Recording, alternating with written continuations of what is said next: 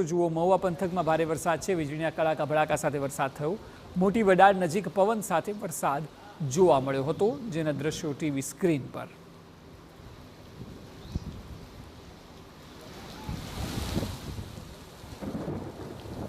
આ તરફ ભાવનગર બાદ વાત કરવામાં આવે અમરેલીની, તો જાફરાબાદ તાલુકાના દુધાળા ગામમાં ભારે પવન સાથે વરસાદ વરસ્યો. દુધાળા સહિતના આસપાસના ગામડામાં ધોધમાર વરસાદ જોવા મળ્યો.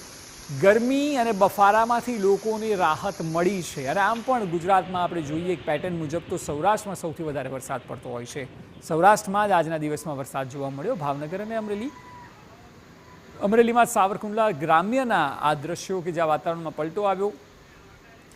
વીજ પડી સહિત વિસ્તારોમાં પવન સાથે ધોધમાર વરસાદ હતો. રાજુલા પંથકમાં પણ પવન સાથે વરસાદ વરસ્યો. રાજુલામાં પવન સાથે વરસાદ પડતા વીજળી ગુલ થઈ. અસહ્ય ગરમી બાદ વરસાદ પડતા વાતાવરણમાં પણ ઠંડક પ્રસરી ગઈ હતી. રાજકોટ જેતપુર ગ્રામ્ય પંથકમાં વાતાવરણમાં પલટો આવ્યો. પવન અને ગાજવીજ સાથે વરસાદ જોવા મળ્યો. ખીરસરા, જાંબુડી, પ્રેમગઢ, મેવાસા સહિતના ગામોમાં વરસાદ હતો. મેવાસા ગામે ધોધમાર વરસાદ વરસતા રોડ પર પાણી વહેતા થયા હતા. હજુ તો સિઝનની શરૂઆત પણ નથી થઈ, ત્યાં જ આ દ્રશ્યો જોવા મળી રહ્યા છે. રાજકોટના જ ગોંડલ પંથકમાં ચોમાસાના આગમન પહેલા ભારે વરસાદ ખાબક્યો. વાસાવડ પંથકમાં ગાજવીજ સાથે વરસાદ પડતા વાસાવડી નદી બે કાંઠે વહેતી થઈ હોવાના દ્રશ્યો સામે આવ્યા.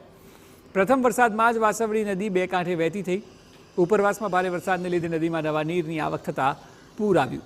બવડી ચમારડીમાં નદીમાં પણ નવા નીરની આવક થઈ.